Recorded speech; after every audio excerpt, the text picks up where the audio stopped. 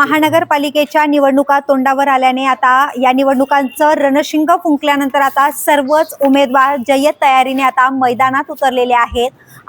आपण प्रभाग क्रमांक 115 आहे यामधून शिवसेना शिंदे गटाचं जे शाखा आहे तिकडे आपण आलेलो आहोत। ही जी शाखा सांभाळतात आज आपण त्यांच्याशी बातचीत करणार आहोत की आता महानगरपालिकेच्या ज्या निवडणुका आलेल्या आहेत या निवडणुकांच्या तयारीसाठी आता त्यांची नेमकी काय तयारी सुरू आहे, त्यांच्याकडनं काय प्रयत्न केले जात आहेत, तर थेट आपण त्यांच्याशी बातचीत करूयात की आता या ज्या कार्यकर्ते आहेत त्यांचे किंवा ज्या सगळ्या आपण महिला कार्यकर्ते बघतो आहेत त्यांचे कार्यकर्ते आहेत तर त्यांची आता कोणत्या याच्यानुसार तयारी सुरू आहे, नेमकं त्यांच्याकडून अशी काय तयारी करण्यात येते आपण थेट त्यांच्याशी बातचीत करून जाणून घेऊयात। नेहाताई, रणशिंग फुंकलं गेलेलं आहे तर आता कशा प्रकारे तुमच्या निवडणुकांसाठी तयारी सुरू आहे?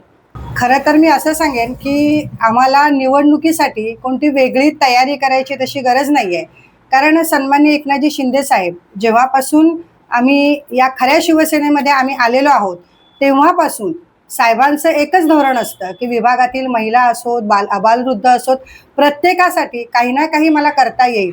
आणि मग त्या माध्यमातून येणाऱ्या ज्या योजना आहेत म्हणजे त्याच्यामध्ये आपण सगळ्यांना अगदी संपूर्ण महाराष्ट्रात जगजाहीर असलेली आपली लाडकी बहीण योजना असेल ती सुद्धा, आणि त्याच्याबरोबरच अनेक योजना अशा आहेत की ज्याच्यामध्ये अपंगांना सहाय्यता निधी आहे, त्याच्याप्रमाणे योजना एक होती जी वृद्धांसाठी आहे। अशा अनेक योजना ज्या आहेत त्या शाखेपर्यंत आम्हाला पोहोचवल्या जातात, त्याचं योग्य असं मार्गदर्शन आम्हाला केलं जातं आणि त्या सातत्याने आम्ही संपूर्ण पदाधिकाऱ्यांच्या माध्यमातून, आपले शिवसैनिक गटप्रमुख यांच्या माध्यमातून या लोकांपर्यंत पोहोचवण्याचं काम आपण गेली 3 वर्ष करत आहोत।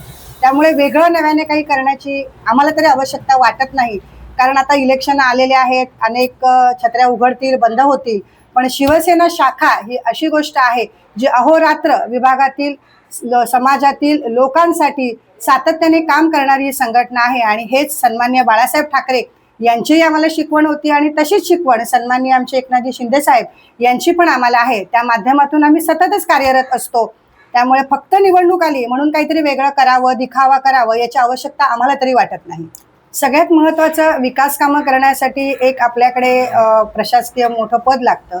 सध्या ते जरी आमच्याकडे नसलं तरी सुद्धा सन्माननीय एकनाथजी शिंदे साहेब यांच्या माध्यमातून आम्हाला जे काही सहकार्य आवश्यक आहे ते जे मिळालेलं होतं त्याच्या माध्यमातून विभागात असणारी महत्त्वाच्या इथल्या अडचणी ज्या असतात त्या म्हणजे दारासमोर असणारे त्यांची लादीकरण आणि गटारं, जितक्या ठिकाणी आपल्याला ते करणं शक्य होतं ते तर आपण केलेलंच आहे। दुसरी महत्त्वाची समस्या इथे या ठिकाणी असते ती म्हणजे शौचालय, कारण आपण कोविड काळापासून बघितलेलं आहे की शौचालयाला किती महत्त्व आहे।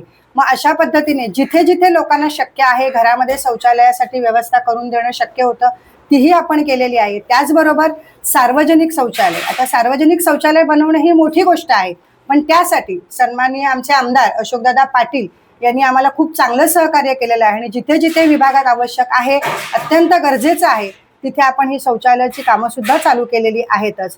त्याचबरोबर सगळ्यात महत्त्वाचा प्रश्न जो आहे रस्त्यांचा, भांडूपमध्ये रस्ते, ट्रॅफिक हा एक अगदी गल्लोगल्लीत भेडसावणारा प्रश्न आहे आणि सन्माननीय आमचे एकनाथ शिंदे साहेबांच्या माध्यमातून आमचे जे आमदार आहेत अशोकदादा त्यांनी हा प्रश्न अगदी ऐरणीवर घेतलेला आहे आणि सातत्याने सगळ्या अधिकाऱ्यांशी मीटिंग घेऊन भांडूपमधील रस्ते लवकरात लवकर कसे चांगले मोठे रुंद होतील आणि हा जो सातत्याने समाजातील लोकांना भेडसावणारा प्रश्न आहे ट्रॅफिकचा तो सोडवण्याचा आमचा जास्त कल आहे। आणि माझा स्वतःचा वैयक्तिक फोकस हा राहील हा महिलांवरती असतो, कारण आज आपण बघतो महिला वर्ग ज्या ज्या पद्धतीने आपल्या कुटुंबाला सहकार्य करता येईल त्यासाठी तत्पर असतात। त्यामुळे योजनांच्या माध्यमातून तर आम्ही त्यांना सहकार्य करतोच, पण त्याचबरोबर जेवढे जास्तीत जास्त बचत गट बनवता येतील ते बचत गट आपण बनवलेले आहेत। अगदी इथे बसलेल्या या सगळ्या महिला सुद्धा स्वतःचे बचत गट त्यांचे आहेत, त्या माध्यमातून बचत गटाच्या माध्यमातून महिलांना जास्तीत जास्त आपल्याला कसे रोजगार देता येतील यावर माझा कल नेहमीच असणार आहे। निवडणुका हा विषय म्हणजे असं नवीन नाही आहे शिवसेनेचा। शिवसेना हा ही पक्ष निवडणूक उतरते, जिंकायचं उतरते आणि आमच्या नेहाताई पाटकर ठरल्याप्रमाणे उमेदवार असतीलच आणि भरघोस मताने निवडून येतील या शंकात नाही। सर्व समाज आणि मतदार या नेहाताईंच्या पाठीशीच आहेत आणि मला एवढी खात्री आहे की हा विकास भांडूपचा नेहा पाटकर यांच्या माध्यमातून पूर्ण होईल।